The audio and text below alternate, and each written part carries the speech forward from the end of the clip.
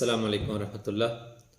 मोहतरम सामीन नाजरीन एंड डियर स्टूडेंट्स, आज की हमारी गुफ्तगू CRPC के सेकंड पार्ट पे है, जिसमें हम डिस्कस करेंगे क्रिमिनल कोड्स को, क्रिमिनल कोड्स की क्रिएशन, इस्टेब्लिशमेंट और फार्मेशन को, क्रिमिनल कोड्स को कौन इस्टेब्लिश करता है, उनकी प्लेस ऑफ सिटिंग को, और इसी तरह classes and kinds of criminal codes, district में कितने किस्म की क्रिमिनल कोड्स काम करती हैं और उनकी सुपरविजन और सबऑर्डिनेशन वो कैसे होती है, distribution of work among the criminal codes वो कैसे होता है, कौन करता है, क्रिमिनल कोड्स के लिए रूल्स और गाइडेंस वो कौन बनाता है, powers of the criminal codes, criminal codes की जो ट्रायल की पावर हैं और जो क्रिमिनल कोड्स की सेंटेंसिंग की पावर हैं वो डिस्कस करेंगे, और मजिस्ट्रेट्स की ऑर्डिनरी और एडिशनल जो पावर्स हैं वो भी हम डिस्कस करेंगे।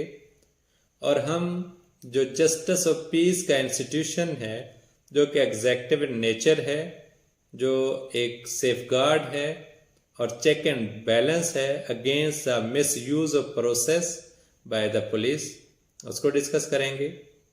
हम जहाँ पे ये डिस्कस करेंगे कि इस वक्त CRPC के तहत जो क्रिमिनल कोड्स की क्लासेस हैं, जो काइंड्स ऑफ क्रिमिनल कोड्स, उनकी जो पावर्स हैं, तो इसके साथ जो इनिशियली जब CRPC को बनाया गया तो इसको बनाने वालों ने इसके अंदर जो क्रिमिनल कोड्स की मुख्तलिफ काइंड्स और क्लासेस वो रखी थी, स्पेशली जो इसके दो पिलर उन्होंने बनाए थे, एग्जेक्टिव एंड द जुडिशल। तो जो एग्जेक्टिव पिलर था, जो एग्जेक्टिव मजिस्ट्रेसी थी, जिसको हमने 2001 में CRPC से निकाल दिया था, तो वो भी इसका हिस्सा था, उसको भी हम डिस्कस करेंगे ताकि सामीन इसके बेसिक स्ट्रक्चर और स्कीम को समझ सकें और जो एग्जेक्टिव की इन्वॉल्वमेंट थी क्रिमिनल जस्टिस सिस्टम में उसको देख सकें। इस वक्त क्योंकि हमने क्रिमिनल जस्टिस सिस्टम से एग्जेक्टिव को बिल्कुल आउट कर दिया है, पहले उनका कमांड एंड कंट्रोल होता था पुलिस पे भी, वो भी ख़त्म हो गया। और इसके साथ साथ जहां एक जुडिशल हायरार्की जिसमें सेशन कोर्ट से लेकर मजिस्ट्रियल कोर्ट्स ये एक साइड पे काम करती थी, तो इसके पैरेलल और इसके साथ एक एग्जेक्टिव हायरार्की जिसके अंदर डिस्ट्रिक्ट मजिस्ट्रेट्स और उसके साथ एडिशनल डिस्ट्रिक्ट मजिस्ट्रेट्स और सब डिविजनल मजिस्ट्रेट्स और offices of the adjective magistrates, उसमें कोई स्पेशल एग्जेक्टिव मजिस्ट्रेट्स भी थे, वो भी काम करते थे। तो दो पिलर थे CRPC में जो क्रिमिनल कोड्स के, एक को हमने ख़त्म कर दिया, लेकिन हम उसका एक ओवरव्यू लेंगे ताकि हम देख सकें कि उसकी अहमियत और अफादियत थी सिस्टम में या नहीं थी। तो इस तरह हमारे इस लेक्चर के 3 पार्ट बनेंगे।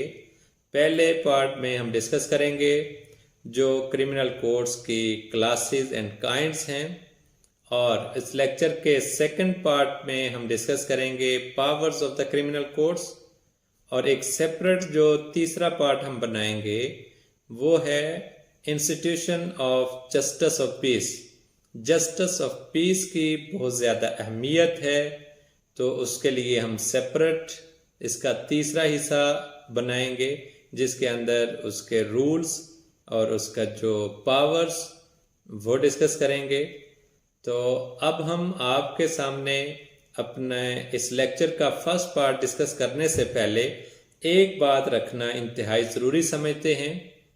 दुनिया में कोई भी क्रिमिनल जस्टिस सिस्टम हो, किसी भी मुल्क का हो, वेस्ट में हो, ईस्ट में हो, सेंटर में हो, सभी में मुल्ज़म के इनोसेंस और गिल्ट को डिक्लेयर क्रिमिनल कोर्ट्स की तरफ से किया जाता है और क्रिमिनल ट्रायल के बाद होता है।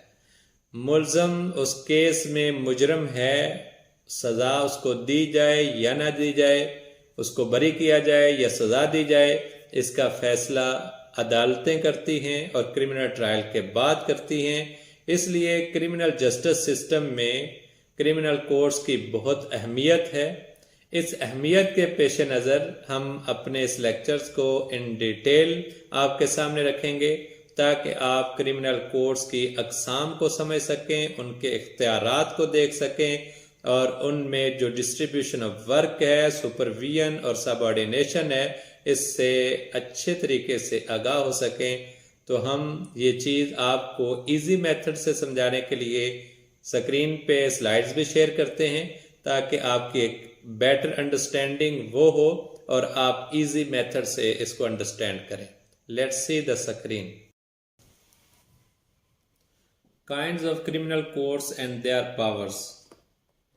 सीआरपीसी का सेकंड पार्ट ये 2 चैप्टर पे मुश्तमिल है और इसी तरह इसमें 36 सेक्शंस हैं, सेक्शन 6 से 41 तक। जो इसमें 2 चैप्टर हैं जो कि सीआरपीसी का सेकंड एंड थर्ड चैप्टर बनता है। सेकंड चैप्टर को अभी हम डिस्कस करेंगे, जो कि रिलेटेड है constitution of criminal courts and officers.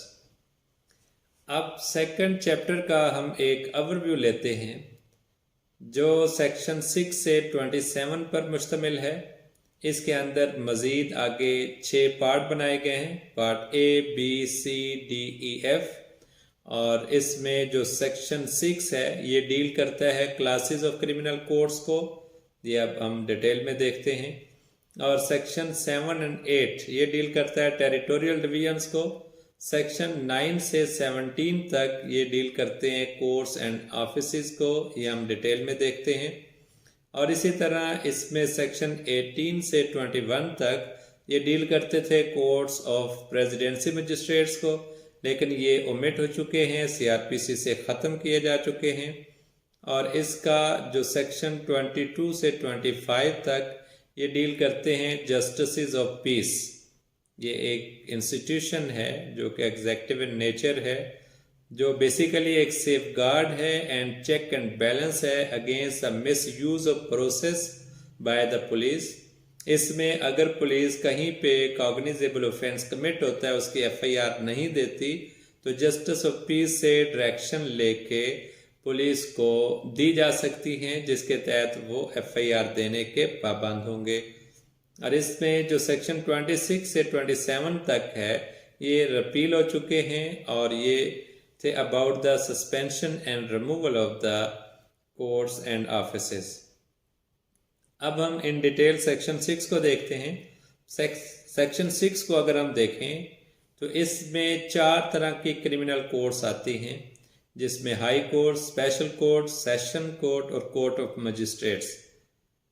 अब मोस्टली आम जब क्वेश्चन किया जाता है तो यही जवाब आता है कि 2 तरह के क्रिमिनल कोर्ट्स हैं, सेशन कोर्ट और मजिस्ट्रियल कोर्ट्स।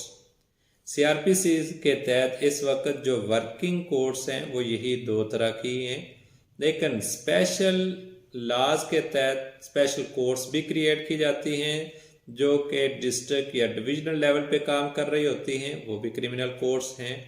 और इसी तरह हाई कोर्ट के पास ओरिजिनल जुरिस्डिक्शन है फॉर ट्रायल, लेकिन वो करती नहीं।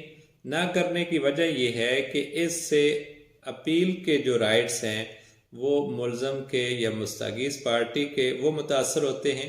अगर लोएस्ट कोर्ट से शुरू किया जाए, जो अगर मजिस्ट्रियल कोर्ट के पास समाअत का इख्तियार है, तो वहाँ पे अगर ट्रायल होता है तो उस जो भी अग्रीव्ड पार्टी होगी उसके पास अपील के 2 राइट्स होंगे। वो सेशन कोर्ट के सामने भी अपील कर सकती है अगर उसके एम्बट में आता है केस, और इसी तरह हाई कोर्ट में। तो हाई कोर्ट अवॉइड करती है ओरिजिनल जुरिस्डिक्शन को एक्सरसाइज करने से, ताकि जो अपील का राइट है वो मुतासर ना हो। अलबत्ता उसके पास ओरिजिनल जुरिस्डिक्शन है, ट्रायल कर सकती है।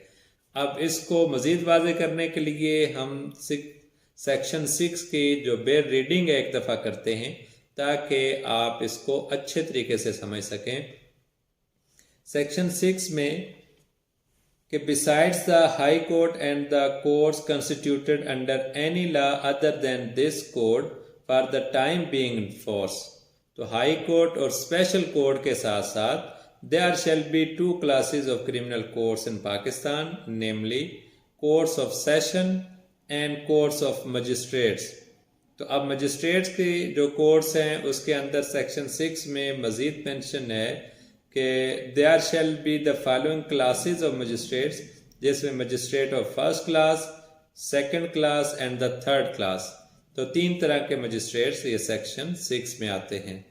तो अब हम मज़ीद इसमें जो कोर्ट्स की जिस तरह सेशन कोर्ट है, सेक्शन 9 इसको डील करता है और इसकी इस्टेब्लिशमेंट सेक्शन 9 के तहत होती है, जिसमें सेशन जज की कोर्ट भी और एडिशनल सेशन जजेस की भी। तो सेक्शन 9 के तहत प्रोविंशियल गवर्नमेंट पे ये मैंडेटरी है कि वो हर डिस्ट्रिक्ट में, हर सेशन डिवीज़न में एक सेशन जज को मुतय्यन करे और इसी तरह जितने एडिशनल सेशन जजेस की ज़रूरत है वो भी अपॉइंट करे और इनकी जो सेशन जज होगा उसकी जो सिटिंग है तो वो जो प्रोविंशियल गवर्नमेंट डिस्ट्रिक्ट में मुतय्यन करेगी वहाँ पे होगी। अब इसके साथ अगर हम देखें जो मजिस्ट्रेट्स की कोर्ट्स हैं, जिसमें स्पेशल जुडिशल मजिस्ट्रेट सेक्शन 14 के तहत आता है और इसी तरह सब ऑर्डिनेट मजिस्ट्रेट्स हैं जो सेक्शन 12 के तहत आते हैं, जिसमें provincial government magistrate first class, magistrate second class, magistrate third class उसको अपॉइंट करती है और उनकी जो टेरिटोरियल लिमिट्स हैं वो भी मुतय्यन करती है। और इसी तरह सेक्शन 15 के तहत बेंचेस ऑफ मजिस्ट्रेट्स वो भी बनाए जा सकते हैं और सेक्शन 30 के तहत जो मजिस्ट्रेट सेक्शन 30 है वो भी अपॉइंट किया जाता है प्रोविंशियल गवर्नमेंट की तरफ से और कोई भी जो मजिस्ट्रेट फर्स्ट क्लास है उसको ऑथोराइज किया जा सकता है, एम्पावर किया जा सकता है। तो ये क्लासेस ऑफ क्रिमिनल कोर्ट्स। और अगर हम अकॉर्डिंग टू अपील देखें तो पाकिस्तान में मुख्तलिफ kinds and classes of criminal courts आती हैं, जिसमें लोएस्ट कोर्ट ऑफ मजिस्ट्रेट्स हैं, उसके ऊपर सेशंस कोर्ट है और स्पेशल कोर्ट्स हैं और इसी तरह हाई कोर्ट है और सबसे ऊपर हाईएस्ट कोर्ट जो है वो सुप्रीम कोर्ट है। तो डिस्ट्रिक्ट लेवल पे, डिविजनल लेवल पे और इसी तरह प्रोविंस लेवल और फेडरल लेवल पे ये हायरार्की बनती है। अब जो कोर्ट ऑफ मजिस्ट्रेट है इसके आर्डर के खिलाफ अपील सेशन कोर्ट में भी आ सकती है और हाई कोर्ट में भी जा सकती है और इसी तरह सेशन कोर्ट के आर्डर के खिलाफ अपील वो हाई कोर्ट जाती है, हाई कोर्ट के आर्डर्स के खिलाफ अपील वो सुप्रीम कोर्ट में जाती है। अब हम टेरिटोरियल डिवीजन्स वो देखते हैं। सेक्शन 7 ये डील करता है टेरिटोरियल डिवीजन्स को, जिसमें प्रोविंशियल गवर्नमेंट उस पे ये ज़रूरी है कि अपने प्रोविंस को डिवीजन्स में, डिस्ट्रिक्ट्स में वो डिवाइड करे और ये भी उसके पास पावर है कि डिस्ट्रिक्ट को मज़ीद आगे सब डिवीज़न में वो तकसीम कर सकती है। और इसी तरह सेक्शन 8 के तहत जो powers to divide districts into subdivision ये प्रोविंशियल गवर्नमेंट के पास है। और अगर हम सेक्शन 9 को देखें, जिसको हम डिटेल में डिस्कस भी कर चुके हैं, इसके तहत सेशन जज की कोर्ट और एडिशनल सेशन जजेस की कोर्ट्स वो इस्टेब्लिश की जाती है। और सेक्शन 12 के तहत सब ऑर्डिनेट मजिस्ट्रेट जो हम डिस्कस कर चुके हैं। सेक्शन 14 के तहत स्पेशल जुडिशल मजिस्ट्रेट्स आते हैं और 14A के तहत भी स्पेशल जुडिशल मजिस्ट्रेट्स हैं जो कि ज़्यादातर प्राइस कंट्रोल के मुतालिक हैं। और इस तरह सेक्शन 15 में बेंचेस ऑफ मजिस्ट्रेट्स हैं। सेक्शन 16 के अंदर power to frame rules for guidance of magistrate and benches, तो ये प्रोविंशियल गवर्नमेंट करती है। और सेक्शन 17 के तहत जो सेशन जज है वो डिस्ट्रीब्यूट कर सकता है work among the magistrates and additional session जजेस। सेक्शन 17 के तहत जो मजिस्ट्रेट्स हैं ये सबऑर्डिनेट हैं टू द सेशन जज और जो भी मजिस्ट्रेट वो सेक्शन 12 के तहत इस्टेब्लिश किए गए उनकी कोर्ट्स या सेक्शन 14 या बेंचेस ऑफ मजिस्ट्रेट उनकी कोर्ट्स अंडर सेक्शन 15 वो इस्टेब्लिश की गई हों, तो सेक्शन 17 के मुताबिक shall be subordinate to the session judge and he may from time to time make rules or give special orders consistent with this code। तो जो ये सबऑर्डिनेट होंगे सेशन जज के, और सेशन जज इनके लिए रूल्स और गाइडेंस वो बना सकता है स्पेशल आर्डर्स के तहत, और वो इन अकॉर्डेंस विद CRPC होने चाहिए। और इसी तरह जो इनके दरमियान डिस्ट्रीब्यूशन ऑफ वर्क है वो भी इस सेक्शन के तहत सेशन जज करता है, और सेशन जज वो खुद भी ये डिस्ट्रीब्यूशन ऑफ वर्क कर सकता है और किसी को ऑथोराइज भी कर सकता है। अब ये सेक्शन 17 बहुत अहम है। जितना भी डिस्ट्रीब्यूशन ऑफ वर्क सेशन में और डिस्ट्रिक्ट के अंदर हो रहा होता है, तो सेशन जज जो भी आर्डर इशू करता है फॉर डिस्ट्रीब्यूशन ऑफ वर्क, तो वो इसी सेक्शन 17 के तहत करता है, और इसके तहत ही वो रूल्स भी बनाता है अपने मजिस्ट्रेट्स के लिए और गाइडेंस भी देता है।